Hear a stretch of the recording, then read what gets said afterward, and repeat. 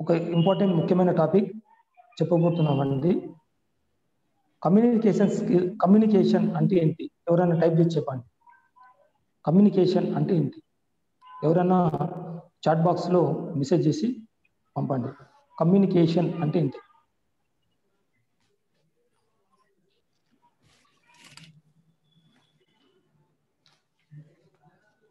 Yeah, correct Raghu గారు. Exchange information. Okay, ఇంకా ఎవరైనా చాట్ చేసి చెప్తారా?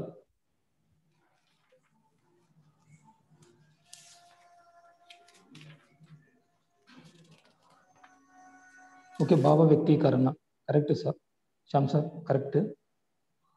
కమ్యూనికేషన్ అంటే భావ ప్రకటన, భావ వ్యక్తీకరణ. మేడం ఫస్ట్ స్లైడ్ చూపించండి madam. Pratyusha madam first slide. Express our views. Ravi garu correct. Pratyusha madam first slide అయ్యండి మేడం.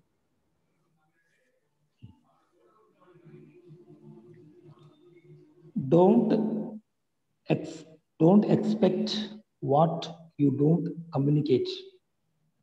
నువ్వు ఎటువంటి మీరు ఒక వ్యక్తితోన ఎటువంటి కమ్యూనికేట్ చేయకుండా ఏది కూడా ఎక్స్పెక్ట్ అనేది చేయవద్దు. అవతల వ్యక్తి నుంచి ఆశించవద్దు. Next slide. A little communication goes such a long way. దీనికి ఒక చిన్న ఉదాహరణ చెప్తానండి. A little communication goes such a long way. ఒక చిన్న కమ్యూనికేషన్ అనేది ఒక పెద్ద దారిని చూపిస్తుంది. 1988లో సచిన్ టెండూల్కర్ ముంబైలో క్రికెట్ ప్రాక్టీస్ చేస్తున్నప్పుడు అప్పటి వాళ్ళ కోచ్ కపిల్ దేవ్, వెంకటేశ్వర్ వాళ్ళను, మీరు ఒక పిల్లవాడు ఉంటాడు వాళ్ళ బౌలింగ్ చేయమని రిక్వెస్ట్ చేసి అడుగుతారు అనమాట. అయితే మేమేంది, కపిల్ దేవ్ అన్నాడు, మేమేంది ఆ చిన్న పిల్లవానికి బౌలింగ్ వేయడం ఏంది, మేము వేయమని చెప్పింది అనమాట. మళ్ళీ ఏమనుకున్నారో, అప్పటి కెప్టెన్ వచ్చేసి ఇండియన్ టీం కెప్టెన్ వచ్చేసి వెంకటేశ్వర్ గారు. అయితే కపిల్ దేవ్ వాళ్ళు సచిన్ కు 15 ఏళ్ళ పసిప్రాయంలో ఉన్న సచిన్ కు బౌలింగ్ వేసిండ్రు. ఆ తర్వాత 1989లో సచిన్ ఇండియన్ టీంలోకి వచ్చిండు. తర్వాత ఒక 2014 వరకు క్రికెట్లో ఉన్నాడు. అంటే ఒక చిన్న లిటిల్ కమ్యూనికేషన్ అనేది సచిన్ జీవితంలో ఒక పెద్ద మార్పు ఇచ్చి ప్రపంచంలో ప్రతి క్రీడాకారుడు ఆరాధించే గొప్ప క్రికెటర్గా ఎదిగాడు. దానికి నేను ఉదాహరణ చెప్పాను. If you are busy, say it. If you are upset, express it. If you are running late, let people know. If you don't want to do something, wait madam, be straightforward. If you are unsure, ask. If you are busy అంటే మీరు బిజీగా ఉంటే చెప్పండి. అలాగే మీరు ఏమైనా upset అయితే, మీ మనసు అనేది అప్సెట్ అయితే, బాలేకపోతే ఒక వ్యక్తితో కమ్యూనికేట్ చేసేటప్పుడు మీరు నిర్మోహమాటంగా మీ ఎక్స్ప్రెస్ చేసి చెప్పండి. అలాగే if you are running late, let people know. మీరు పరుగు పందెంలో మీరు పాల్గొన్నప్పుడు ఒకవేళ లేట్ అయితే ఎవరైనా అడిగినప్పుడు వాళ్ళని తెలుసుకొనివ్వండి. If you don't want to do something, మీకు ఇష్టం లేకపోతే స్ట్రేట్ ఫార్వర్డ్గా ముఖం మీద చెప్పేసాను, నాకు ఇష్టం లేదని. ఇఫ్ యు ఆర్ అన్ష్యూర్ అంటే ఖచ్చితంగా తెలియనప్పుడు అడగండి. Communication it's so simple but so important. ఇది చాలా సరళము, చాలా ప్రాముఖ్యం. Next slide.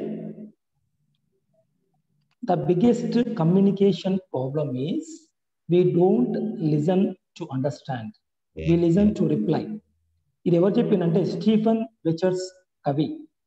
అంటే మీరు కమ్యూనికేషన్లో మీరు ఎదుటి వ్యక్తి చెప్పేది వినడానికి ఒక వ్యక్తి చెప్తున్నాడు అంటే మీరు వినకుండా మీరు ఆ విషయం ఏం చెప్తుందో విని అర్థం చేసుకోవాలి.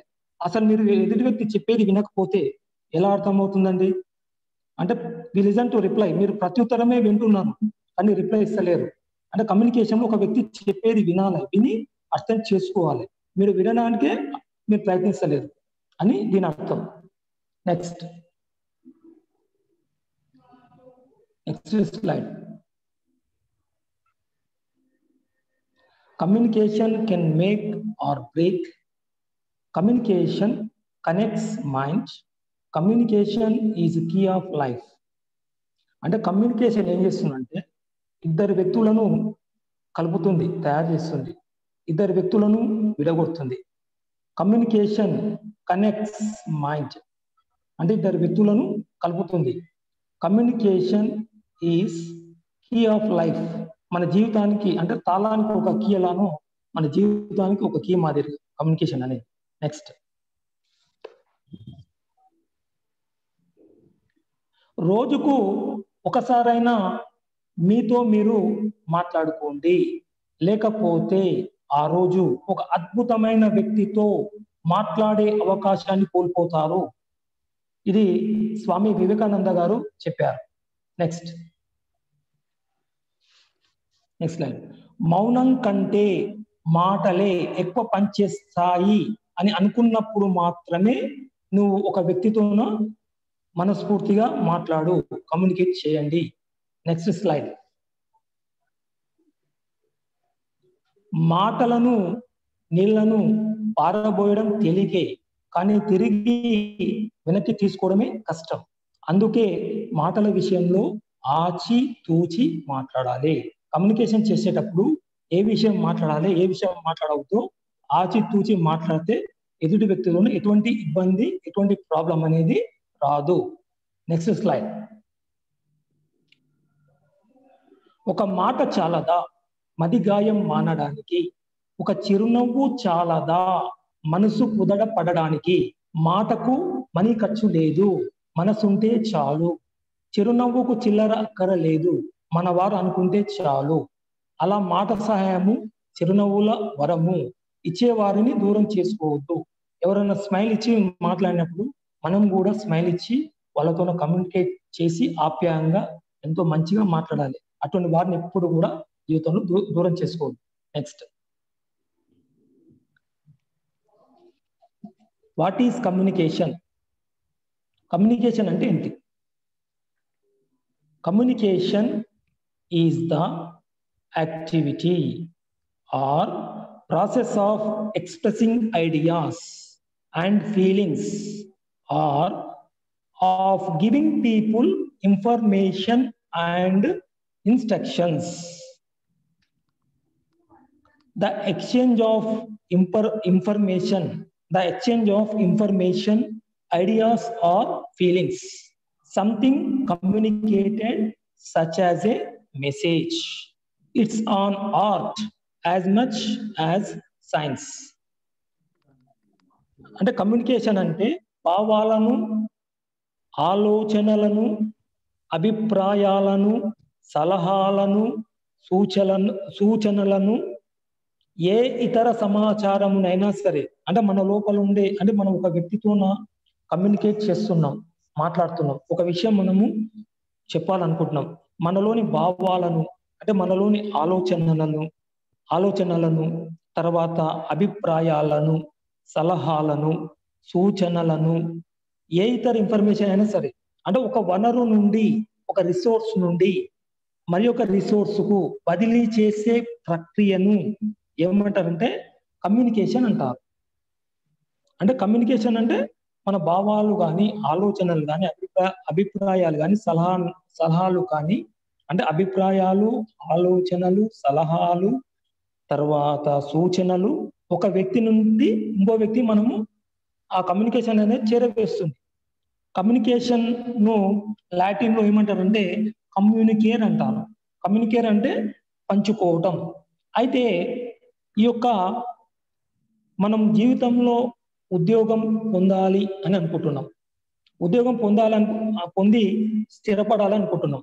అలాగే మనం వ్యాపారం చేసి చాలా ఇంప్రూవ్ చేసుకొని అభివృద్ధి చేసుకోవాలనుకుంటున్నాం. అంటే మన జీవితంలో ఉద్యోగం పొంది మంచిగా టు సస్టైన్ అవర్ జాబ్, మన జాబ్ నిలదొక్కుని మన ఉద్యోగాన్ని మంచిగా చేసుకోవాలనుకుంటే మనము మన సహ ఉద్యోగులతోన మంచిగా కమ్యూనికేట్ చేసుకోవాలి. వాళ్ళకు సలహాలు ఇస్తూ వాళ్ళ దగ్గర నుంచి సలహాలు మనము తీసుకోవాలి. వాళ్ళ అభిప్రాయాలకు మనం విధిస్తూ వాళ్ళ నుంచి మన అభిప్రాయాలు తీసుకోవాలి. అలాగే వ్యాపారం ఇంప్రూవ్ చేసుకోవాలంటే మన దగ్గరకు వచ్చే కస్టమర్స్ కానీ వాళ్ళతోన మనము ఆప్యాయంగా మంచిగా కమ్యూనికేట్ చేస్తూ చేయడం వల్ల మన వ్యాపారం అనేది అభివృద్ధి జరుగుతుంది, మన వ్యాపారంలో నిలదొక్కుంటాము. అయితే కమ్యూనికేషన్ అనేది మానవ సంబంధాలను కొనసాగించడానికి ఉపయోగపడే ఒక వారధి. రెండు నదులను ఒక బ్రిడ్జ్ ఒక వారధి ఏ విధంగా కలుపుతుందో, కనెక్ట్ చేస్తుందో, ఇద్దరు వ్యక్తుల మధ్య గల సంబంధాలను అంటే రిలేషన్షిప్స్ అంటే మానవ సంబంధాలను ఈ కమ్యూనికేషన్ అనేది కలుపుతుంది అన్నమాట. ప్రేమానురాగాలను పెంచే వాహనం వంటిది కమ్యూనికేషన్. ఇప్పుడు భార్య కానీ భర్త కానీ ఒకరి మీద ఒకరికి ప్రేమ ఉంటూ, అంటే భార్య భర్తకు విలువిస్తూ ప్రేమిస్తూ, భర్త భార్యకు విలువిస్తూ ప్రేమిస్తూ ఒకరికొకరు కమ్యూనికేట్ చేసుకోవడం వల్ల ఆ సంసారం చాలా బాగుంటుంది అన్నమాట. అంటే ప్రేమానురాగాలను పంచే ఒక వాహనం వంటిది. వ్యక్తుల మధ్య సంఘర్షణలను తొలగించే సంఘర్షణ నివారిణి. ఇప్పుడు ఇద్దరు స్నేహితుల మధ్య ఏమైనా గొడవలు వస్తే సార్ట్అవుట్ చేస్తుంది అనమాట. అక్కడ కమ్యూనికేషన్ అనేది ఏం చేస్తుందంటే ఆ వ్యక్తుల మధ్య సంఘర్షణ తొలగిస్తుంది. వ్యక్తుల మధ్య సంతోషాన్ని, ఐక్యభావాన్ని ఏర్పరిచే ఒక స్నేహితుడు. అంటే ఇద్దరు వ్యక్తుల మధ్య సంతోషం కానీ తర్వాత కలిసిమెలిసి ఉండడానికి చేసే ఒక స్నేహితుడు వంటిది. అయితే ఒక స్టోరీ చెప్తున్నానండి. కమ్యూనికేషన్లో ఒక పల్లెటూరులో ఒక అమ్మాయి 10th వరకు చదువుకుందండి. వాళ్ళ అమ్మ నాన్న కూలీ వాళ్ళు అనమాట. కూలీ చేసుకుంటూ అమ్మాయిని చదివించిండ్రు. అయితే ఇంటర్మీడియట్ మండల స్థాయిలో ఆమె ఫస్ట్ వచ్చిందనమాట. దానివల్ల ఆమెకు మంచి ఇంజనీరింగ్ కాలేజ్లో సీట్ అనేది వచ్చింది. ఇంజనీరింగ్ కాలేజ్లో సీట్ వచ్చిన తర్వాత ఆమె తెలుగు మాధ్యమం నుండి రావడం వల్ల ఆమె ఫస్ట్ సెమిస్టర్ ఫెయిల్ అయింది ఎగ్జామ్స్.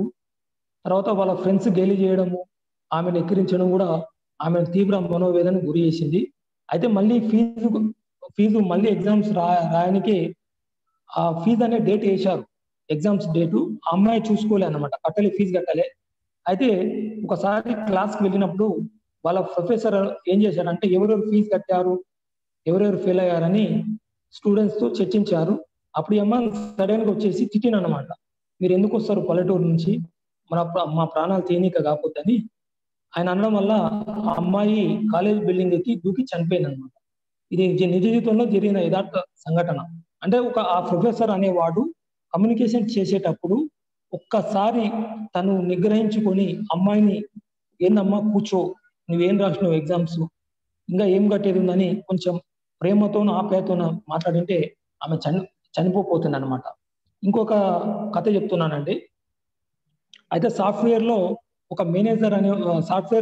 కంపెనీలో ఒక మేనేజరు అంటే తన కింది ఉద్యోగులను ఆయన్నే గైడ్లైన్స్ ఇచ్చి వర్క్ చేయిస్తుంటాడు అనమాట. అయితే ఆ రోజు 10 గంటలకు మీటింగ్ అనమాట. అయితే ఒక అమ్మాయి ఎప్పుడు కూడా లేట్ వస్తుంది అనమాట. అంటే 10 ఆఫీస్కి అయినప్పుడు 10:15, 10:30కి అమ్మాయి కంపెనీకి వచ్చి తన జాబును చూసుకుంటుండే అనమాట. అయితే ఆ రోజు మేనేజరు ఆమెకి ఇన్ఫర్మేషన్ ఇచ్చిండు, అమ్మ 10 o'clock మీటింగ్ ఉంటుంది, కంపల్సరీ 9:50 వరకు మీరు మీటింగ్ హాల్లో ఉండాలని ఆయన మేనేజర్ చెప్పాడు అనమాట. చెప్తే ఆమె 10:30కి ఓపెన్ చేసుకొని వచ్చిందనమాట. ఓపెన్ చేసుకొని వచ్చే వరకు ఆయన అందరి ముందల, పెద్దల ముందల ఆయన కోప్పడ్డాడు. ఆ కోప్పడే వరకు ఆమె పైకి వెళ్ళి బిల్డింగ్ పైనకి ఎక్కి కిందికి దూకింది అనమాట. అయితే ఆ మేనేజర్ను సడన్ గా పెద్దలు, ఆ CEO వాళ్ళు అందరూ ఏం చేశారంటే తీసేశారనమాట. కరోనా టైంలో ఆయన తీసేయడం వల్ల చాలా ఇబ్బంది పడ్డాడు. యాక్చువల్ ఆమె ప్రతిరోజు లేట్ వస్తుంది, ఆడ కూడా మీటింగ్కు లేట్ వచ్చి ఇబ్బంది పెట్టింది. అయితే ఆయన కొన్ని నిమిషాలు తనను నిగ్రహించుకొని అమ్మాయితో తర్వాత మాట్లాడింటే తన ఉద్యోగం పోకపోతుండే, తను బ్రతికేదనమాట. ఇది నిజ జీవితంలో జరిగిన కథ. ప్రత్యూష మేడం నెక్స్ట్ స్లైడ్ ఏంటి మేడం? Next slide Pratyusha madam, next slide.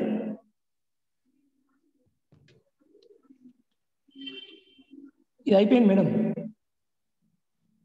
అయిపోయింది మేడం. కమ్యూనికేషన్ భావ ప్రకటన శాతం. నెక్స్ట్ అయిపోయింది మేడం, అయిపోయింది. ఆపండి మేడం. కమ్యూనికేషన్ అంటే భావ ప్రకటన. అయితే ఈ కమ్యూనికేషన్ మనము 3 రకాలుగా విభజించవచ్చు అన్నమాట. అయితే ఫస్ట్ది వర్డ్స్, సెకండ్ది పారాలింగ్విస్టిక్, మూడవది బాడీ లాంగ్వేజ్. అయితే ఈ వర్డ్స్ ద్వారా మనం 7% కమ్యూనికేట్ చేయొచ్చు.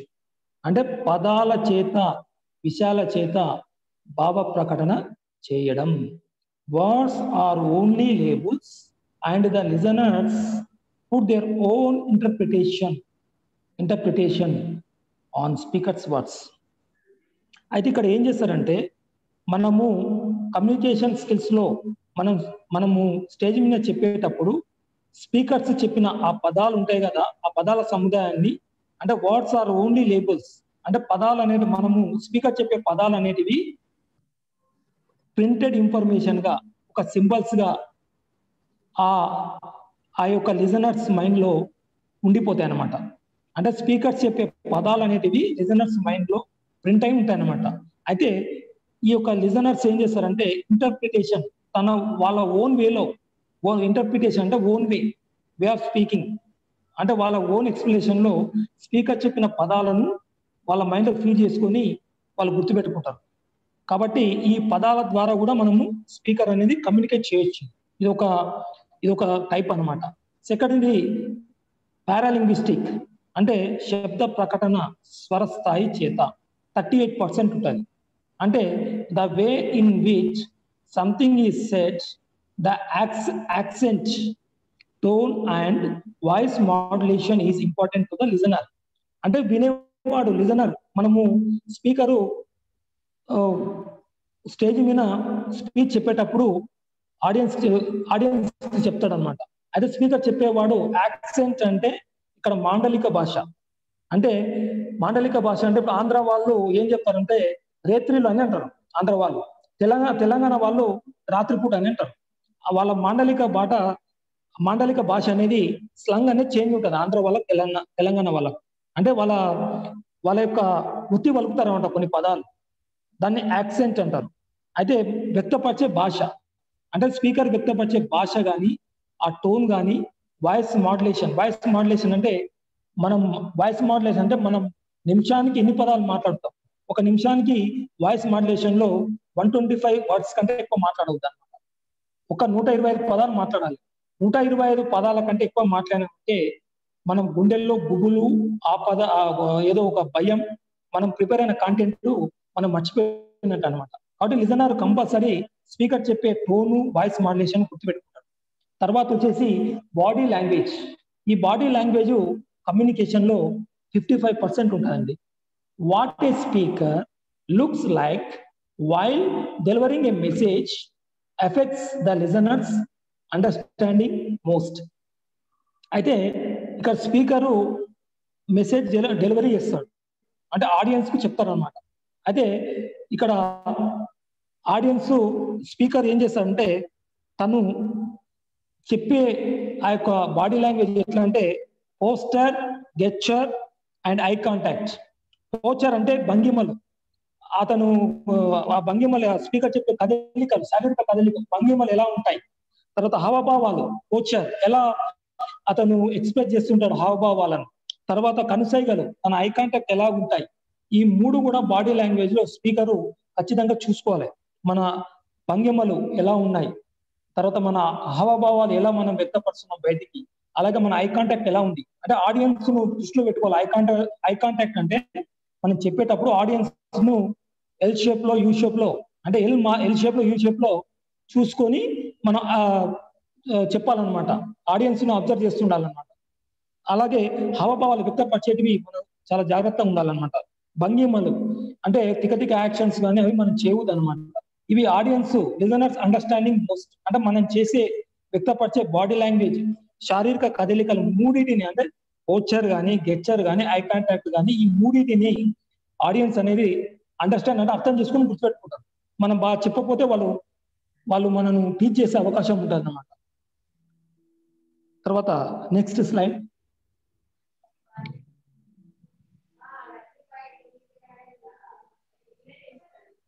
నెక్స్ట్ మానవుల ముఖాముఖి భావ ప్రకటన పద్ధతులలో 3 ముఖ్యమైన భాగాలు ఉన్నాయి.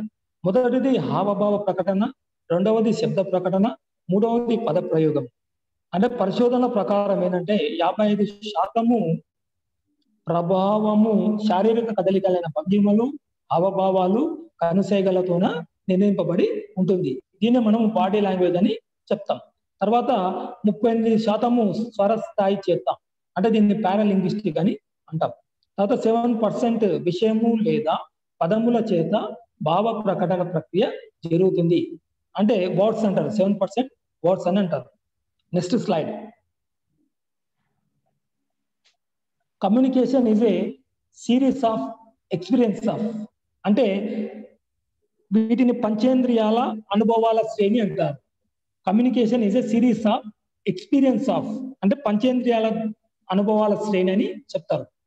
చూడండి, కమ్యూనికేట్ చేసేటప్పుడు హీరింగ్ అంటే విని చేయొచ్చా అండి? ఇంకా చూడండి, హీరింగ్ అంటే మన విని ఏం చేస్తాము, మన విని మన కన్సైగల ద్వారా చెప్పవచ్చు అనమాట. అంటే మన నోటిని వాడకుండా విని ఇట్లా చెప్పొచ్చు, కళ్ళ ద్వారానో మన చేతుల ద్వారానో సైకిల్ చేసి చెప్పొచ్చు. తర్వాత స్మెల్, వాసన చూసి కూడా చెప్పవచ్చు. ఎక్కడైనా వాసన వచ్చినప్పుడు, స్మెల్ వచ్చినప్పుడు ఇట్లా ముక్కు ద్వారా కానీ ఇట్లా ఊపి చెప్పొచ్చు అనమాట. తర్వాత సీయింగ్, చూస్తూ కూడా మనము కనుసైగల ద్వారా చెప్పొచ్చు. టేస్ట్ అంటే రుచి, రుచి ద్వారా కూడా ఈ కమ్యూనికేట్ చేయొచ్చు. ఎలా ఉందంటే ఇలా బాగుందని చేతి ఊపి చెప్పొచ్చు.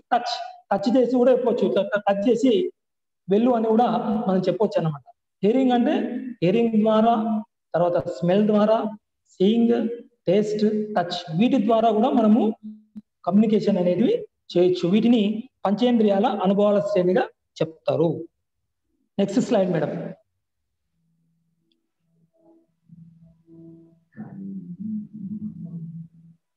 భావ ప్రకటన గమ్యాలు అంటే సమాచారం పొందడానికి, ఇవ్వడానికి, అంటే సమాచారాన్ని అంటే ఒక ఇన్ఫర్మేషన్ మనం పొందాలన్నా ఇవ్వాలన్నా కమ్యూనికేషన్ అనేది అవసరం అన్నమాట. అలాగే ఎవరినైనా ఒప్పించాలి, ఒక విషయంలో ఒకరిని ఒప్పించాలి, నచ్చ చెప్పాలంటే మనం అతన్ని కూర్చోబెట్టి, సార్ ఒక షాప్ ఒక వ్యక్తి వస్తాడు, ఒక వ్యక్తికి మనం చూపిస్తే ఒక బట్టల షాప్ లో, సార్ ఈ బట్టలు బాగున్నాయి, ఈ క్లాత్ బాగుంది, తీసుకోండి, ఈ కంపెనీ కంటే ఈ కంపెనీ బాగుందని మనం నచ్చ చెప్తే తీసుకుంటాం అనమాట. ఇది 50 రూపాయలు, ఇది 100 రూపాయలు, మీ ఇష్టం ఉంటే తీసుకోండి, లేకుంటే లేదంటే అతను వెళ్ళిపోతాడు అనమాట. ఏదైనా ఒక వ్యక్తిని మనం ఒప్పించి కమ్యూనికేట్ చేసి అతను మన దగ్గర కొనుక్కునేటట్లు చేయాలి. అర్థం చేసుకోవడానికి, అంటే కమ్యూనికేషన్ లో ఒక వ్యక్తితో ఎప్పుడు మనం ఏమనుకుంటే నేను చెప్పిందే మీరు వినాలి అని మనం అట్లా చేయవద్దు అనమాట. ఎదుటి వ్యక్తి చెప్పింది మనం విని అర్థం చేసుకునే ప్రయత్నం చేయాలి. అర్థం చేసుకొని మనం కూడా కమ్యూనికేట్ చేయాలి. మనమే చెప్తుంటాం, అవతల మాట్లాడినాం, అలా ఉండవద్దు అనమాట. ఆ వ్యక్తి చెప్పేది వినాలి, అర్థం చేసుకోవాలి, మళ్ళీ మనం చెప్పాలి. అలాగే చర్య తీసుకోవడానికి అంటే ఒక వ్యక్తి మీద మన యాక్షన్ తీసుకోవడానికి కూడా కమ్యూనికేషన్ లో అవకాశం అనేది ఉంది. ప్రవర్తన మార్చుకోవడానికి, మన బిహేవియర్ అనేది మార్చుకోవాలి. ఒక వ్యక్తితో మనం ప్రవర్తిస్తున్నాం అంటే ఒక వ్యక్తితో కోపంగా మాట్లాడతాం, కసురుకుంటాం. యాక్చువల్గా మనకు ఆ వ్యక్తి అంటే ఇష్టం లేదని కాదు, మనకు ఉన్న సమస్యల నుంచో మనం అనుకున్న కోరికలు, అంటే ఏదైనా చిన్న కోరికలు ఉంటాయి, అవి కాలేదనో ఆ వ్యక్తి మీద మనం కోపడుతుంటాం అనమాట. అటువంటి మనం అనుకుంటాం తర్వాత, అరే నేను అనవసరంగా కోపడ్డానని అనుకుంటాం. అటువంటి ప్రవర్తన మనం మార్చుకోవాలంటే మనం కమ్యూనికేట్ అనేది మంచిగా చేసుకోవాలన్నమాట. Next slide.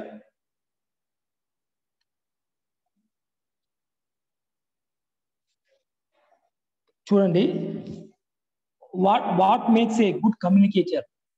ఒక గుడ్ కమ్యూనికేటర్ కు ఏమేమి ఉండాలండి? ఒక మంచి వక్త, ఒక మంచి కమ్యూనికేటర్ అంటే ఒక మంచి భావ ప్రకటన చేసే వ్యక్తికి ఏముండాలి? క్లారిటీ అంటే ఏంటి? స్పష్టత. తను ఏ విషయం అయితే చెప్పాలనుకున్నాడో ఆ స్పీకరు ఆడియన్స్ కు క్లియర్ గా, స్పష్టంగా అర్థమయ్యేటట్లు అక్కడున్న ఆడియన్స్ ఎవరో అర్థం చేసుకొని, వాళ్ళ స్టూడెంట్సా, పెద్దలా, లేకపోతే నడు వయసు వాళ్ళ, ఏ విషయం చెప్పాలో క్లియర్గా స్పష్టంగా వాళ్ళ స్థాయిని బట్టి మనం చెప్పాలి. తర్వాత అడిక్వసీ అంటే తగిన సమాచారం కలిగి ఉండడం. అంటే మన కంటెంట్ అనేది ఫస్ట్ మనం ప్రిపేర్ చేసుకొని తగిన సమాచారాన్ని కలిగి ఉంటే మాత్రమే మనం అనుకున్న విషయాన్ని మనం చెప్పగలుగుతాం. లేకపోతే తడబడము, సరిగ్గా ఇన్ఫర్మేషన్ ఏదో మనకు అనిపించింది చెప్పడం వల్ల రాంగ్ సంకేతాలు వెళ్ళే అవకాశం ఉంటుంది. కాబట్టి తగిన సమాచారాన్ని మనం ప్రిపేర్ చేసుకొని చెప్పాలి. తర్వాత నెక్స్ట్ ఇంటిగ్రిటీ అంటే సమగ్రత అంటే సమానత్వ ధోరణి. అందరూ సమానంగా చూడాలి. అంటే ఇప్పుడు ఇంపాక్ట్ ఫౌండేషన్ లో ఫెసిలిటీలు అందరూ సమానమే, ఒకరు ఎక్కువ ఒకరు తక్కువ అనేది ఉండదు. అందరూ సమానంగా ఉండాలి, అందరూ కలిసి పనిచేయాలి, అందరూ షేర్ చేసుకోవాలన్నమాట. ఇక్కడ ఈ ఇంపాక్ట్ ఫౌండేషన్ లో ప్రతి ఒక్కరు ఎవరు పార్టిసిపెంట్స్, ఫెసిలిటేటర్స్, మెంటర్స్ అందరూ ఒకటే సమానం అన్నమాట. ఒకరు ఎక్కువ ఒకరు తక్కువ అనేది ఉండవద్దు. అంటే సమగ్రత, ఇంటిగ్రిటీ అనేది ఉండాలన్నమాట. తర్వాత టైమింగ్, సమయం. మనం ఏదైనా ఒక విషయాన్ని చెప్పేటప్పుడు సమయం చూడాలి. సమయం లేకుండా ఇప్పుడు ఒక 10 minutes చెప్పేది ఒక అర్ధ గంట చెప్పడం వల్ల అవతల వ్యక్తికి కొంచెం వాళ్ళకు ఏదైనా పని ఉండడం వల్ల బోర్గా ఫీల్ అయ్యే అవకాశాలు ఉంటాయి. తర్వాత వాళ్ళు అనుకున్న గమ్యస్థానాలు చేరుకోలేరు అనమాట. కాబట్టి మనం టైమింగ్ అనేది చూసుకోవాలన్నమాట. జనరల్గా రాజకీయ పార్టీలు ఏదైనా మీటింగ్ పెట్టినప్పుడు టైం చూసుకుంటారు అనమాట. 10:30 అంటే రాత్రి 10:30 క్లోజ్ చేస్తారు వాళ్ళు. Next slide. నెక్స్ట్ అండి, communication process. Communication is the process of sending and receiving information among people. Among అంటే ఇద్దరు లేదా ఎక్కువ మంది వ్యక్తులకు అమాంగ్ అంటాం అనమాట. అంటే ఇద్దరు వ్యక్తుల మధ్య లేదా అక్కడ 3-4 ఆ వ్యక్తుల మధ్య మనము కమ్యూనికేట్ చేసేటప్పుడు ఇక్కడ చూడండి, సెండర్ ఏం చేస్తాడంటే ఇన్ఫర్మేషన్ ను రిసీవర్ పంపుతాడు. అంటే రిసీవర్ కు use of channel is transmit the message. అంటే మెసేజ్ ను సెండర్ కు రిసీవర్ పంపుతాడు. ఏదో సమ్ మెసేజ్ ఏంటంటే, అయ్యా నేను ఈడ ఉన్నా ఈరోజు, నువ్వేం చేస్తున్నావు, నువ్వు బాగున్నావా, నేను బాగున్నా అని ఇన్ఫర్మేషన్ పంపుతాడు. రిసీవర్ ఏం చేస్తాడంటే బాగున్నాను, నేను బాగున్నానండి, మీరు బాగున్నారా అని మళ్ళీ సెండర్ కు ఫీడ్బ్యాక్ ఇస్తాడు, ప్రతిస్పందన ఇస్తాడు అనమాట. అది ఒక మామూలుగా మనం ఇచ్చేసుకోనే కాదు. ఏదైనా ఒక క్లాస్ చెప్పినా మనం అందరు ఏం చేస్తారు, అసైన్మెంట్స్ ఈ రోజు నేను క్లాస్ చెప్పిన అందరు పార్టిసిపెంట్స్ మీరు ఫీడ్బ్యాక్ ఇవ్వండి, ప్రతిస్పందించండి అంటే చాలా మంది ఒకరిద్దరు మాత్రమే ఫీడ్బ్యాక్ ఇస్తారు, మిగతా వాళ్ళు పట్టించుకోరు అనమాట.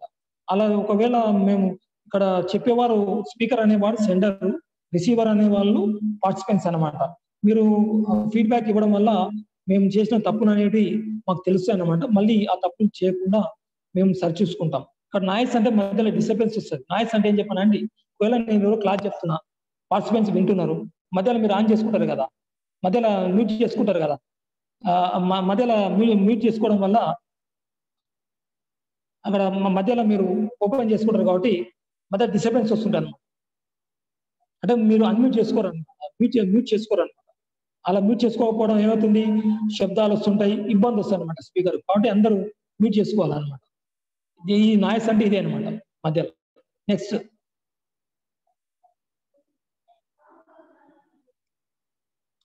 Elements of communications. ఎలిమెంట్స్ అంటే ఏంటి, అంశాలు. కమ్యూనికేషన్ లో అంశాలు ఏమేమి అంశాలు ఉంటాయి, speaker, message, encoding, channel, decoding, receiver, feedback, context, barrier. Speaker ఎవరయ్యా, నేనే. అందరు స్పీకర్స్, ఇక్కడ ఉన్న ఫెసిలిటీ అందరు స్పీకర్సే. మేమేం చేస్తాం, స్పీకరు విషయాలను చెప్తాడు అనమాట. ఒక విషయాన్ని ఏం చేస్తారు, క్లియర్ గా స్పష్టంగా ఆడియన్స్ కి చేరవేస్తాడు అనమాట. అంటే కమ్యూనికేట్ చేస్తాడు. మేము సరిగ్గా కమ్యూనికేట్ చేస్తే ఏమవుతుంది, ఆడియన్స్ బాగా గుర్తుపెట్టుకొని ఆ స్పీకర్ ఎక్కడ కలిసినా మళ్ళీ అడుగుతాడు అనమాట కొత్త విషయాలు. అలాగే మెసేజ్ అంటే ఏంది, ప్రసరణకర్త. మెసేజ్ అంటే పంపేవారు అనమాట, సమాచారాన్ని ఇవ్వడం. అది ఇంత ముందుకు ఒక 30 ఏళ్ల కింద ఒక పోస్ట్ కార్డు ఉండేదండి. పోస్ట్ ఆఫీస్ లో 15 పైసలు ఒక కార్డు అనమాట. ఆ కార్డు తీసుకొని మేము లెటర్ రాసి పోస్ట్ డబ్బాలో వేస్తే అది పోయేది అనమాట. ఇక్కడ హైదరాబాద్ మామూలు నేను పంపేవాడిని.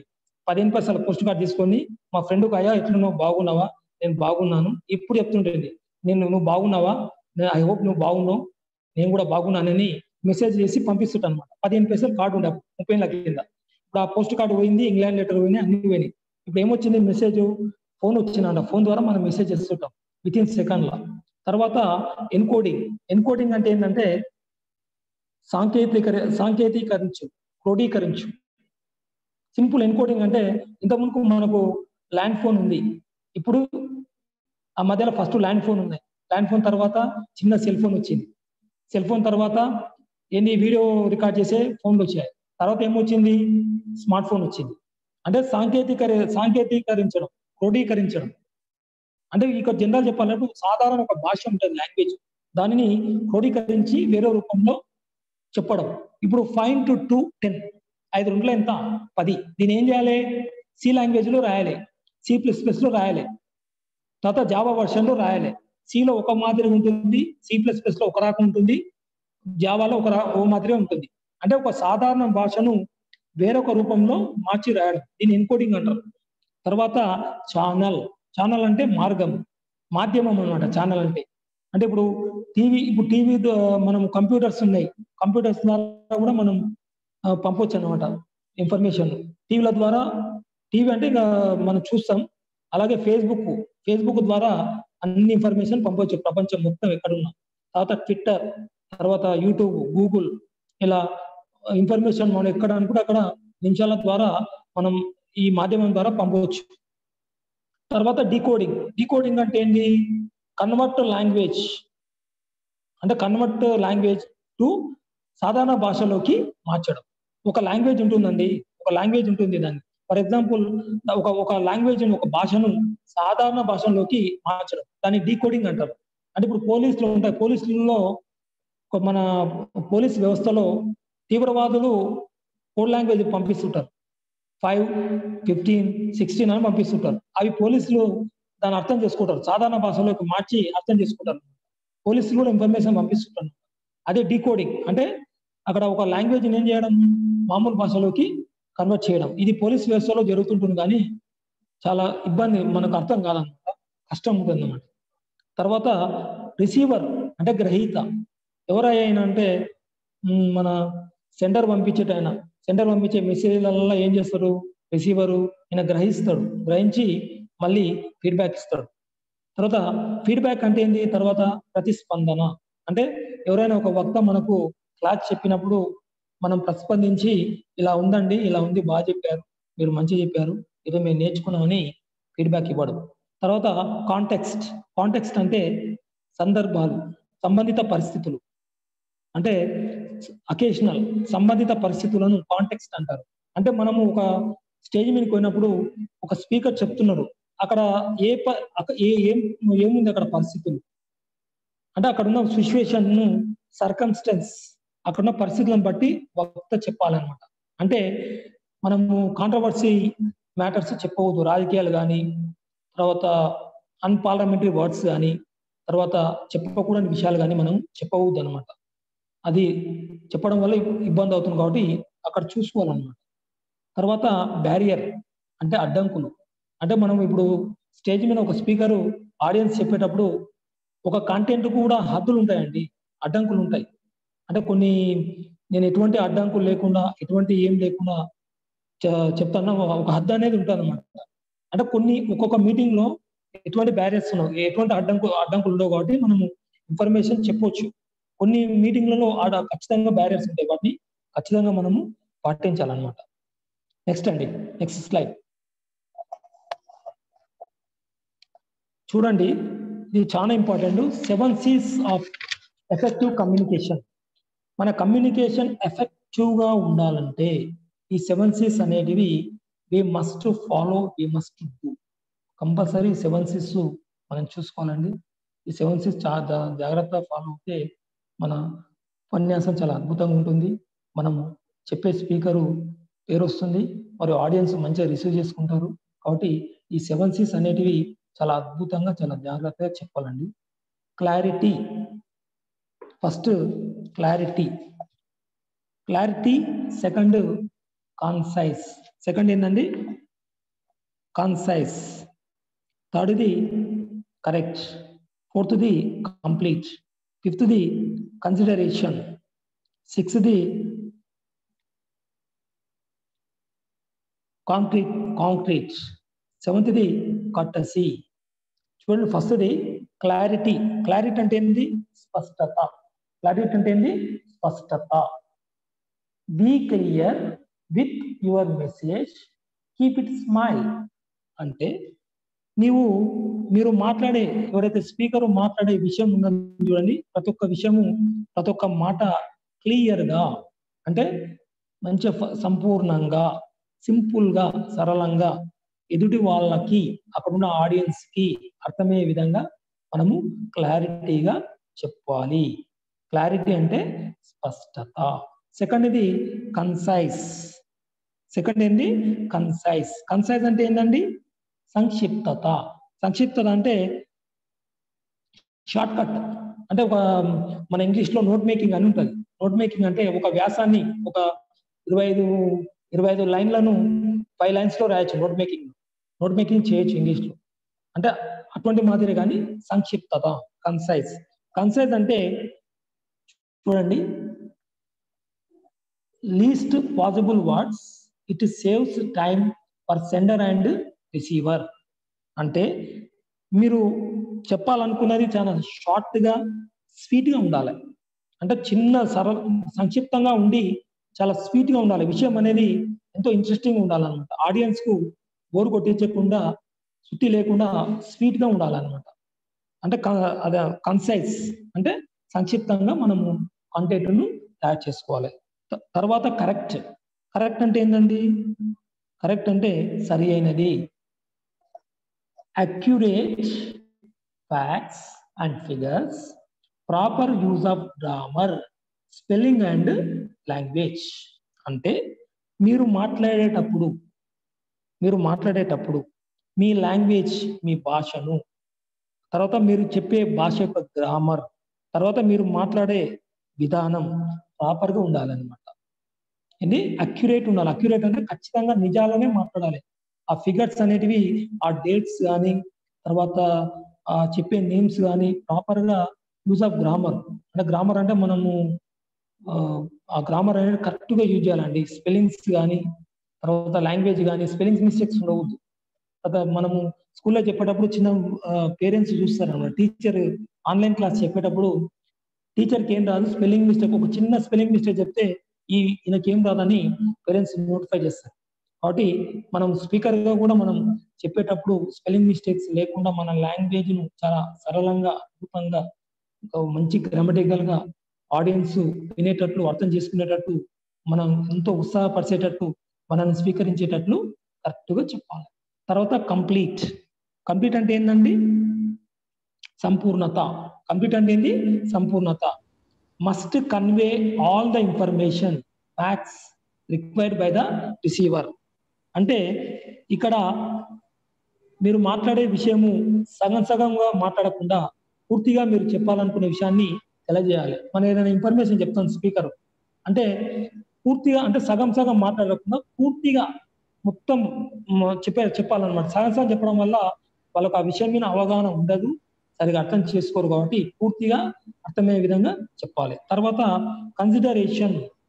కన్సిడరేషన్ అంటే ఏంటి? కన్సిడరేషన్ అంటే పరిశీలన.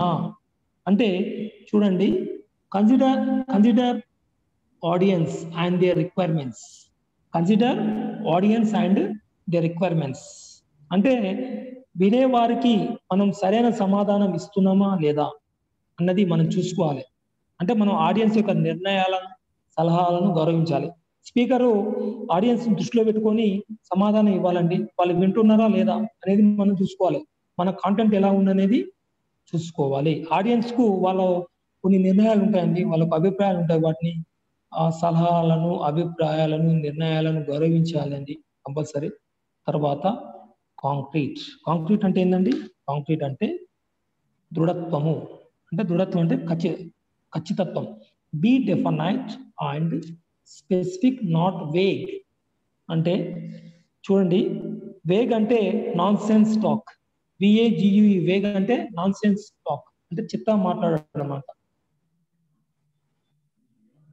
అంటే ఒక సినిమాలో ఉండే చూడండి, ఆలి వచ్చి ఏం చేస్తారంటే కొత్త సినిమా వస్తే చెవిలో మన ఇంటి కోడి మీద, మన ఇంటి పైన ఒక గుడిసె ఉంది కదా, కోడి గుడ్డు పెట్టింది అని చెప్తాడు. అది నాన్ సెన్స్ టాక్ అంటారు. అటువంటి ఉండకూడదు అనమాట. అంటే be definite and specific, not vague. అంటే మీరు చెప్పాలనుకున్న ఆ కాంటెంట్ తగ్గట్టు స్పెసిఫిక్ గా ఉండాలి. ఆ కాంటెంట్ అనేది ప్రత్యేకంగా ఉండి ఒక ఒక ఒక ప్రత్యేకంగా ఉండి డెఫినైట్ అంటే ఒక ఖచ్చితత్వం ఉండి ఖచ్చితంగా be definite and specific, not vague. శుద్ధి లేకుండా, ఎటువంటి నాన్ సెన్స్ టాక్ లేకుండా చెప్పాలనుకున్న కాంటెంట్ ఆ కాంటెంట్ తగ్గట్టు స్పెసిఫిక్ గా ప్రత్యేకంగా మనం చెప్పాలి. తర్వాత కర్టసీ అంటే మర్యాద అనేది కూడా మనము స్పీకర్ ఉన్నాం పాటించాలండి. మనం మర్యాదగా ఉండాలి, మర్యాదగా చెప్పాలి. అది కూడా మనం స్పీకర్ గా అది మన మీద బాధ్యత. అయితే think about the receiver, their viewpoints and be respectable. అంటే వినేవారిని, వారి యొక్క పాయింట్ ఆఫ్ వ్యూని దృష్టిలో పెట్టుకొని రెస్పెక్టబుల్ గా మాట్లాడాలి. అంటే వినేవారు ఉంటారు ఆడియన్స్, వాళ్ళ యొక్క పాయింట్ ఆఫ్ వ్యూ ఏందండి, అక్కడ ఉన్న ఆడియన్స్ ఎవరు, పెద్దవాళ్ళ, పిల్లల, కాలేజీ వాళ్ళ, లేకపోతే గృహిణుల, వాళ్ళ యొక్క పాయింట్ ఆఫ్ వ్యూ వాళ్ళని మనం అర్థం చేసుకొని వాళ్ళని దృష్టిలో పెట్టుకొని చాలా గౌరవంగా మాట్లాడాలి, మర్యాదగా మాట్లాడాలి. ఓపికతోనే వాళ్ళు అడిగిన ప్రశ్నలకు సమాధానం ఇవ్వాలి. Next slide.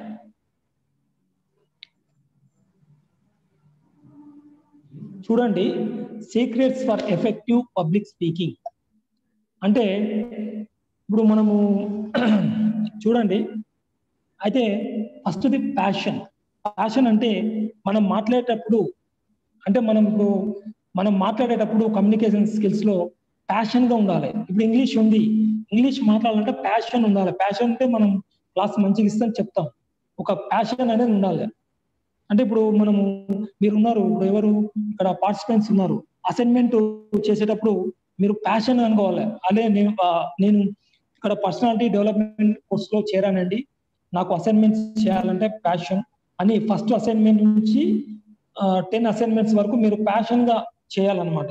అలా చేస్తే, అలా నేర్చుకుంటే ఏమవుతుంది, మీరు చకచక పబ్లిక్ స్పీకింగ్ లో అన్ని అంశాలు నేర్చుకుంటారు. మీకు ఒక స్పీకర్ గా మీరు సెటిల్ అయ్యే అవకాశం ఉంటుంది. అంటే మీకు మీరుగా హెల్ప్ చేసుకున్న వాళ్ళు ఉంటారు. ఏదో బలవంతంగా ఖచ్చితంగా వాళ్ళు చెప్తున్నారుగా మనం చేయాలనుకుంటే మనకు ఎఫెక్టివ్ పబ్లిక్ స్పీకింగ్ లో మనం అనుకున్నది సాధించలేమండి. కాబట్టి ఒక ప్యాషన్ గా మనము చేస్తూ ఉండాలి. తర్వాత ప్రాక్టీస్ అంటే కంటెంట్ ప్రిపరేషన్ మనం బాగా ప్రాక్టీస్ చేయాలి. అంటే ఎలా అంటే చూడండి, అనగరాగ మతి ఎల్లుచుండు, తినగ వేము తీయనుండు, సాధనమున పనులు సమకూరు ధరలోన, విశ్వదాభిరామ వినురవేమ. అయితే వచ్చి జనరల్ గా చెప్తా చూడండి, సోది చెప్తాను, మధుర బీనాసమ్మ తల్లి పలుకు, కంచి కామాక్షమ్మ తల్లి పలుకు, సోది చెప్తాను, ఇక్కడికి రామ్మ, నీకు 2 కూనలు ఉంటారు, వస్తారు, 2 కూనలు ఊతారు అని సోది చెప్పాడని చెప్తారు. చాలా అద్భుతంగా ఎంతో ప్రాక్టీస్ చేసుకొని చెప్తుంటారు అనమాట. అయితే ఇక్కడ మనం రోజు కూడా ఏంటంటే, రోజు ప్రాక్టీస్తే పాట మనం మంచిగా రాదు, కానీ రోజు ప్రాక్టీస్ ఏమవుతుందని చక్కగా వాడతాం అనమాట. అలాగే ప్రతిరోజు కూడా మనం వేపాకు తింటుంటాం అనమాట. వేపాకు తినే ఫస్ట్ చేదుగా ఉంటుంది, తర్వాత తినేది ఏమవుతుంది, తీయగా అవుతుంది అనమాట. అలాగే మనము ఏ పనైనా సరే సాధన ద్వారా ప్రాక్టీస్ చేస్తే, అసైన్మెంట్స్ ప్రాక్టీస్ చేయడం ద్వారా బాగా మనము ఇంప్రూవ్ అవుతాం. అంటే మన కాంటెంట్ ప్రిపరేషన్ అనేవి మనం చేసేటప్పుడు ఎలా ఉండాలంటే, చాలా ప్రాక్టీస్ బాగా చేస్తే ఏమవుతుందండి, కాంటెంట్ అనేది బాగా పర్ఫెక్ట్ గా వస్తుంది అనమాట. మనం చెప్పాలనుకున్న అంశాలను పర్ఫెక్ట్ గా చెప్తాం అనమాట.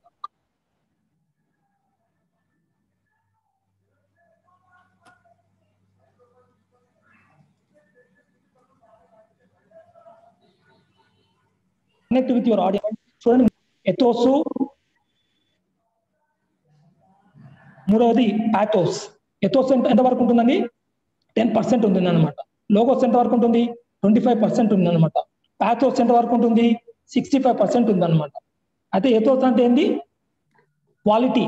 అంటే ఇప్పుడు మన స్పీచ్ కంటెంట్ అనేది ఎఫెక్టివ్ గా ఉండాలండి, క్వాలిటీ అనేది ఉండాలి, నాణ్యతతో మనం ఉండాలి. మన కంటెంట్ అనేది, మన స్పీచ్ అనేది చాలా క్వాలిటీ ఉంటే, ఒక 10% ఉందన్నమాట. 10% ఈ పబ్లిక్ స్పీకింగ్ లో స్పీచ్ అనేది క్వాలిటీ అనేది ఉండాలన్నమాట. ఎఫెక్టివ్ వస్తుంది అప్పుడు మనం చెప్పేటప్పుడు ఆడియన్స్ కు మంచిగా చెప్తాం. మన స్పీచ్ ప్రిపరేషన్ లో క్వాలిటీ అనేది 10% ఉంటుంది అన్నమాట. తర్వాత లాగస్ అంటే ఇక్కడ మనము అప్పుడప్పుడు ఒక కథలు చెప్పాలన్నమాట. అంటే చూడండి, నేను ఒక కథ చెప్తాను. నేను వరోధిని పట్టి విక్రమార్క కథలో ఒక కథ చెప్తానండి. వరోధిని యశ్వంతుడు అని ఇద్దరు ఉంటారనమాట. అయితే ఈ వరోధిని యశ్వంతుడు యాక్చువల్గా ఆయన వరుది అమ్మాయి వస్తే యశ్వంతుడు ఏమనుకున్నాడంటే, నేను వరుదినితో నాకు పెళ్ళైతే కాళికామాత అమ్మ నేను నీ దగ్గరకు వచ్చి నా తలకాయ నరుకుంటానని వాడు చెప్తాడు అనమాట. చెప్తే ఏం చేస్తాడు అని వరుదిని పెళ్లి చేసుకుంటాడు అనమాట. వరుదిని పెళ్లి చేసుకున్నాక అతను పోతాడు. పోయిన తర్వాత కాళికామాత టెంపుల్కి వెళ్ళిన తర్వాత అతను తలకాయ నరుకుంటానని చెప్తాడు అనమాట. ఎవరు? ఈయన యశ్వంతుడు. అయితే ఆయన మళ్ళీ ఏమనుకుంటాడో కానీ అమ్మాయితో ఆ వరుదంతోనే పెళ్లి అవుతుంది. పెళ్ళైన తర్వాత గుడిలోకి వెళ్ళిన తర్వాత ఆయన అక్కడున్న మర్రి చెట్టుకు, అక్కడ గుళ్ళో మర్రి చెట్టు ఉంటుంది, ఆ మర్రి చెట్టుకు ఊరేసుకొని చనిపోతాడు అన్నమాట యశ్వంతుడు. తర్వాత వాళ్ళ అన్నయ్య ఉంటారు. అంటే ఇప్పుడు గుడికి ఫస్ట్ ఈయన యశ్వంతుడు ఏం చేస్తాడంటే, మనం దర్శనానికి వెళ్దామని కాళికామాత టెంపుల్కి వెళ్తాడు. అయితే ఆయన ఏమనుకుంటాడు అంటే, ఆమెతోనే పెళ్లి అయితే ముక్కుకుంటాడు అనమాట. అది తట్టుకోలేక ఆయన మర్రి చెట్టుకు ఊరేసుకొని చనిపోతాడు. వాళ్ళ అన్నయ్య ఏమైందో చూద్దామని మళ్ళా గుడి లోపలికి లోనికి వెళ్తాడు. లోనికి వెళ్తే ఏమైతుందంటే వాళ్ళ బావ చనిపోయింది చూసి ఈయన కూడా ఊరేసుకొని చనిపోతాడు. అయితే ఇద్దరు రాకపోయే వరకు ఏమో వరుగుతుని ఏం చేస్తుందంటే, అరే ఏమైందబ్బా అని గుడిలోకి వెళ్ళి చూస్తారన్నమాట. చూసి వాళ్ళ అన్నయ్య భర్త చనిపోతారు. చనిపోయి ఉంటే యాక్చువల్ ఏమవుతుందంటే, గుళ్ళోకి వెళ్ళిన తర్వాత వాళ్ళ వాళ్ళ వాళ్ళ ఇక్కడ కథలో నాకు సరిగా తెలియదండి, వాళ్ళ అన్నయ్య వాళ్ళ భర్త తలకాయ నరికి ఉంటుంది అనమాట ఇద్దరు. అయితే అది చూసి ఆమె తట్టుకోలేక ఆమె వరుదిని ఏడ్చుంటారు అనమాట కాళికామాత దగ్గర. అయితే ఆమె కాళికామాత ప్రత్యక్షమయ్యి, ఇక్కడ ఒక మంత్రజలం ఉంది, ఈ మంత్రజలం ద్వారా మీ యొక్క అన్నయ్య తలకాయను ఆ బాడీని అతికిస్తే మళ్ళీ పునర్జీవులు అవుతారని చెప్తారనమాట. అయితే ఆమె ఏం చేస్తా అంటే, అన్నయ్య తలకు వాళ్ళ భర్త శరీరాన్ని వాళ్ళ అన్నయ్య తలని పెడతారనమాట. అయితే దీనిలో చెప్పండి, మళ్ళీ ఎవరిని భర్తగా స్వీకరించాలి, ఎవరు అన్నయ్య స్వీకరించాలి? ఎవరైనా చెప్పగలుగుతారా?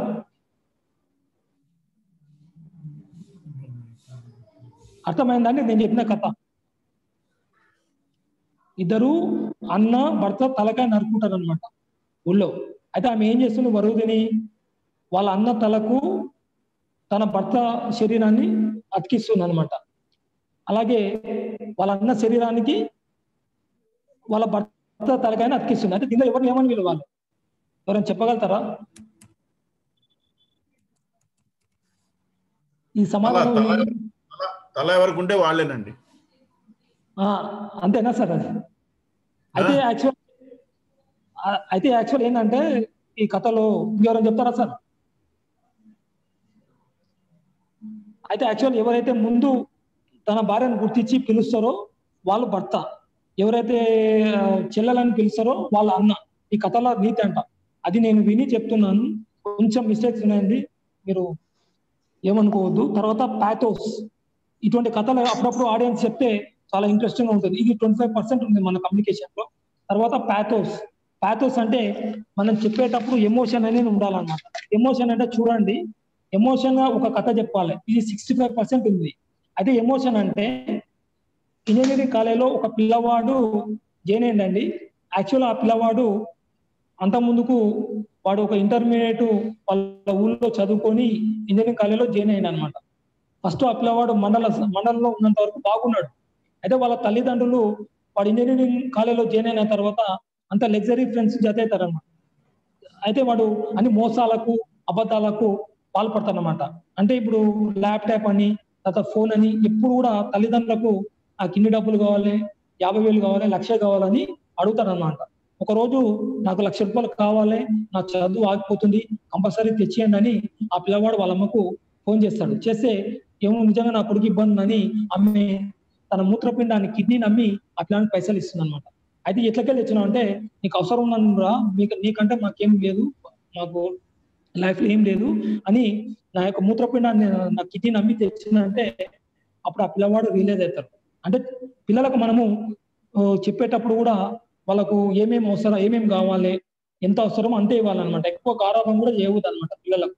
అంటే మన యంగ్ మైన్స్ అనేది కంప నాగేశ్వరరావు గారు పిల్లలకు అంటే వాళ్ళు చిన్నప్పుడు 7 years నుంచి 15 years వరకు ఎలా ఉండాలి, ఎలా వాళ్ళ యొక్క పర్సనాలిటీ డెవలప్మెంట్ కావాలి అనేది ఆ పిల్లలకు కంప నాగేశ్వరరావు సారు ప్రోగ్రామ్ అరేంజ్ చేసింది. కాబట్టి ఈ పిల్లలను మనము ఈ యంగ్ మైన్స్ చేయడం ద్వారా కూడా జాయిన్ చేయడం ద్వారా కూడా ఎంతో అభివృద్ధి అవుతారన్నమాట. ఎవరైనా ఉంటే మీ పిల్లల్ని యంగ్ మైన్స్ లో జాయిన్ చేయించండి. మీ పిల్లలకు మంచి లక్షణాలు, సంస్కారం, తల్లిదండ్రులను గౌరవించడం అన్ని కూడా వస్తుంది. ఇటువంటివి కమ్యూనికేషన్ లో ఎమోషన్ ఇటువంటివి చెప్పాలండి. తర్వాత బాడీ లాంగ్వేజ్ చూడండి. బాడీ లాంగ్వేజ్ అంటే గెస్చర్, పోస్చర్, ఐ కాంటాక్ట్, తర్వాత గెస్చర్, పోస్చర్ ఎలా ఉండాలనేది వస్తుందండి. అంటే ఇప్పుడు చూడండి, ఎన్టీఆర్ గారు 1982లో ఓ ప్రియమైన ఆంధ్రులారా, ఓ నా అన్నదమ్ములారా, నా అక్క చెల్లులారా, మీరే నా తమ్ముళ్ళు, నా చెల్లెలని మెసేజ్ దంచుకొట్టిందండి రాజకీయం. ఎవరు అన్నగారు తన బాడీ లాంగ్వేజ్ తో, తన హావభావాలతో. అంటే సీనియర్ ఎన్టీఆర్ ఆయన 1982లో పార్టీని స్థాపించిన 9 నెలల్లోనే ఫామ్ అయ్యిండు, ఫస్ట్ సీఎం అనమాట. అంటే అట్లా బాడీ లాంగ్వేజ్ మన అహాభావాలను ఈ ఆడియన్స్ కు కనెక్ట్ అయ్యేటట్లు చేసుకోవాలి. తర్వాత సర్ప్రైజ్ అంటే అప్పుడప్పుడు ఆశ్చర్యమైన విషయాలను చెప్తుండాలి. మన ఏమైందండి, మన హైదరాబాద్ లో ఐఐటి విద్యార్థి ఉన్నారండి. ఒక అతను కరోనాకు సంబంధించి ఒక మందును కనిపెట్టిండు అనమాట. ఆ మందు కనిపెట్టిండు, ఒక వండర్ అనమాట, థ్రిల్. ఆ పిల్లవాడు కరోనాకు సంబంధించి మందు కనిపెట్టిండు. అది టెస్టులు అయిన తర్వాత ఆ మందు అనేది, ఆ కరోనాకు సంబంధించిన మందు అనేది బయటికి వస్తుంది. ఇటువంటి సర్ప్రైజ్ అంటే ఆశ్చర్యకరమైన విషయాలను మనము చెప్తూ ఉండాలి. Extreme moments and extraordinary moments అంటే కొన్ని అద్భుతమైన విషయాలను చెప్పాలి. నిజ జీవితంలో అభివృద్ధి చెందిన వ్యక్తులు, డెవలప్ అయిన వ్యక్తులు చెప్పాలి. ఫర్ ఎగ్జాంపుల్ అబ్దుల్ కలాం గారు ఫస్ట్ క్షిపణి పితామహుడు. క్షిపణిని తయారు చేసిన ఆయన్ని. ఫస్ట్ ఆయన చేసిన ప్రయోగంలో ఫెయిల్ అయ్యింది అన్నమాట. ఫెయిల్ అయితే ఈ ఫెయిల్ అయిన దానికి ఎవ్వరు కూడా బాధ్యులు కాదు. సాంకేతిక బృందం ఉంటారు కానీ టెక్నీషియన్స్, తన కింద సహోద్యోగులు, వాళ్ళు ఎవ్వరు కూడా ఆయన బ్లేమ్ చేయలేదు. నేనే నా శ్రద్ధ వల్లనే ఇది ఫెయిల్ అయిందని అబ్దుల్ కలాం గారు నిర్మమాటంగా చెప్పిండు. తర్వాత సక్సెస్ అయిన తర్వాత నేనే చేసినానని ఆయన చెప్పలేదు, నా సహోద్యోగులు అందరి వల్ల నేను సక్సెస్ అయ్యానని చెప్పారు. ఇటువంటి గొప్ప వ్యక్తులు, నిజ జీవితంలో చాలా పేరున్న వ్యక్తుల గురించి మనం అప్పుడప్పుడు చెప్తుండాలన్నమాట మన కమ్యూనికేషన్ లో. తర్వాత హ్యూమర్ అంటే హాస్యం చెప్తుండాలన్నమాట. హాస్యం అంటే చిన్న చిన్న కథలు కానీ, నవ్విస్తూ పద్యాలు కానీ చెప్తూ, అవి మళ్ళీ కాంట్రవర్సీ కాకుండా హ్యూమర్ అంటే హాస్యాన్ని అంటే ఒక కామెడీని జోడించి ఎఫెక్టివ్ పబ్లిక్ స్పీకింగ్ లో ఆడియన్స్ కు మనం చెప్తూ ఉండాలి. అయితే చూడండి, చిరునవ్వు లాస్ట్ చెప్తున్నా అండి. చిరునవ్వు అంటే స్మైల్. చిరునవ్వు ఏం చేస్తుందండి, సంఘర్షణను తగ్గిస్తుంది. చిరునవ్వుతో కూడిన మనము ప్రతి క్షణం ఏంది, చిరునవ్వు ఏం చేస్తుంది, సంఘర్షణను తగ్గిస్తుంది. మన జీవితంలో ప్రతి క్షణము చిరునవ్వుతో గడపడం ద్వారా, చిరునవ్వును అలవాటు చేసుకుంటే అన్ని సమస్యలు, అన్ని కష్టాలు పోతాయి. కాబట్టి మనం ఫ్రెండ్స్ ప్రతి ఒక్కరం మనం ఎదుటి వ్యక్తితో మాట్లాడేటప్పుడు స్మైల్ ఇచ్చి మాట్లాడడం ద్వారా మనకున్న కష్టాలు పోతాయి. వాళ్ళు కూడా మనకి ఏమైనా అవసరాలు ఉంటే వర్క్ చేస్తారనమాట. మన జీవితంలో ఏది జరిగినా మన మంచికే అనుకోండి. చిరునవ్వు చెరనివ్వకుండా జీవించుదాం. అదే చిరునవ్వు నవ్వడము ఒక భోగం, నవ్వించడము ఒక యోగం, నవ్వకపోవడము ఒక రోగం, నవ్వుల పాలు కావడము ఒక నేరం. అలాగే ఈ చిరునవ్వును, స్మైల్ ను మన ఎఫెక్టివ్ స్పీకింగ్ లో ఇప్పుడు కూడా దూరం కాకుండా, చెరనివ్వకుండా మనం ఆడియన్స్ తోన ఒక స్మైల్ ఇస్తూ ఉండాలండి. అలా ఇవ్వడం వల్ల మన కమ్యూనికేషన్, మనం చెప్పాలనుకున్న అంశము చాలా ఆడియన్స్ కు వాళ్ళ మైండ్లలో ఉండిపోతుంది. సార్, ఈరోజు ఇంతటితో నా కమ్యూనికేషన్స్ నాకు ఇచ్చిన సబ్జెక్ట్ అయిపోయిందండి. అయితే నేను ఒక నిమిషం అండి, ఈరోజు నేను చెప్పిన కమ్యూనికేషన్ స్కిల్స్ నా వరకు నేను బాగా ప్రిపేర్ అయ్యానండి. ఎక్కడన్నా తప్పులు ఉండొచ్చు, తప్పులు ఉంటే పెద్ద మనసుతో నన్ను క్షమించండి. నా వరకు నేను నా వరకు నేను చెప్పానండి, మంచిగా చెప్పానని అనుకుంటున్నాను. అలాగే నాకు ఈరోజు స్లైడ్స్ ప్రిపేర్ చేసిన ప్రత్యూష మేడం గారికి ప్రత్యేకంగా ధన్యవాదాలు. ఆమె మాకు ఆ ప్రత్యూష మేడం గారు తయారు చేసి ఇచ్చేందుకు ప్రత్యేకంగా స్పెషల్ థ్యాంక్స్. అలాగే నాకు ఈ అవకాశం ఇచ్చిన సుదర్శన్ గారికి మరియు మా మెంటర్ కృష్ణమూర్తి సార్ గారికి, తర్వాత ఇక్కడ ఉన్న ఫెసిలేటర్స్ ఈ రోజు నన్ను గంట సేపు నన్ను భరించారు, నేను చెప్పింది విన్నారు. నన్ను ఒక స్నేహితుల్లాగా, వాళ్ళ తమ్ముళ్ళలాగా, వాళ్ళ అన్నలాగా అనుకుని నాకు ఎంతో ఎంతో సపోర్ట్ చేస్తూ చెప్పండి సార్ అని చెప్పారు. వాళ్ళకు కూడా స్పెషల్ గా థ్యాంక్స్. ఇక్కడ ఉన్న పార్టిసిపెంట్స్ ఫ్రెండ్స్, మీరు కూడా నా స్పీచ్ విన్నారు. విని మీరు ఇక్కడ కూడా వెళ్లకుండా లెఫ్ట్ కాకుండా మీరు జూమ్ లో ఉండి నా స్పీచ్ విన్నారు. ఆశాంతం విని మీరు కూడా నేర్చుకున్నందుకు మీరు కూడా స్పెషల్ గా ధన్యవాదాలు. అందరికీ థ్యాంక్స్.